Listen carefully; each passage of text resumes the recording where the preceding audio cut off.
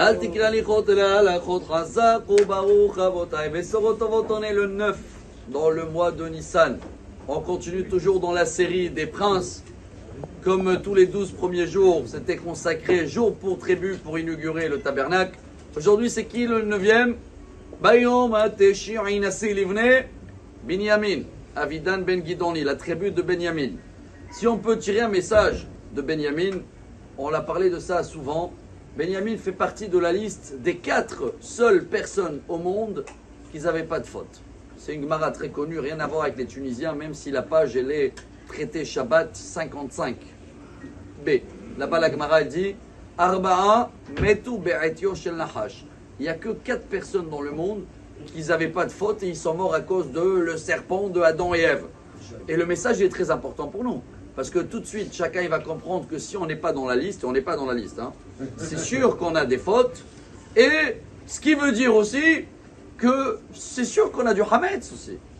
Il y en a qui disent, moi j'ai pas besoin de vendre le Hametz. Allô, c'est qui la liste? Tu fais partie de la liste?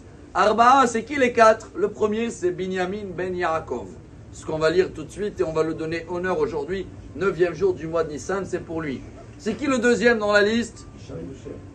Amram, le père de Moshe. Le troisième, Ishaï, le père de David. Bravo. Et le 4e, Kilhav. Kilhav, c'était un des enfants du roi David, qui est né de sa femme Abigail. Donc ces 4 personnes-là, 0 faute. Nous tous, on a des fautes. Rabotai, c'est pour ça que je veux aujourd'hui citer une halakha importante. Certains ne le savent pas, que même si tu n'es pas à la maison, tu n'es pas là, tu es dans un hôtel, tu es chez les beaux-parents, tu es chez les petits-enfants. Rabotai, chacun, il a du Hametz à la maison. Ça n'existe pas, j'ai 0 Hametz. Il n'y a pas 0 faute et il n'y a pas 0 Hametz.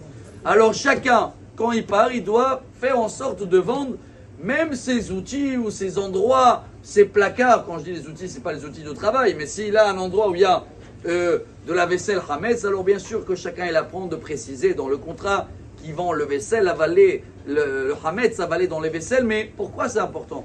Si tu n'as pas vendu, tu as laissé comme ça tes bouteilles de whisky dans le placard et tout. Quand tu reviens après Pessah, on n'a pas le droit de consommer, Rabotai. À Sourbeana, on n'a même pas le droit, pas seulement de consommer, même de profiter de le vendre à quelqu'un, on n'a pas le droit. Alors, 1, il faut faire attention que chacun y vend. 2, et voilà le message d'aujourd'hui. Si on veut être dans l'image de Benyamin, on l'appelait Benyamin Hatzadik, il pensait toujours à son frère, il pensait toujours à son entourage. Benyamin, il avait 10 enfants. Il les a nommés comment? C'est ce qui a fait craquer Yosef. Quand Yosef il a demandé à son petit-fils, il n'a pas vu depuis 22 ans, il a dit comment il s'appelle ton frère Benyamin? Comment il s'appelle tes enfants? Bela, Bech, Rashbel, Gera, Naaman, Echi, Varosh, Mupim, Hupim, Ard. Il a dit c'est quoi tous ces noms? Il a dit Bela, il a été avalé. Hupim, j'ai pas été dans sa choupa. Donc toujours il pensait à son frère.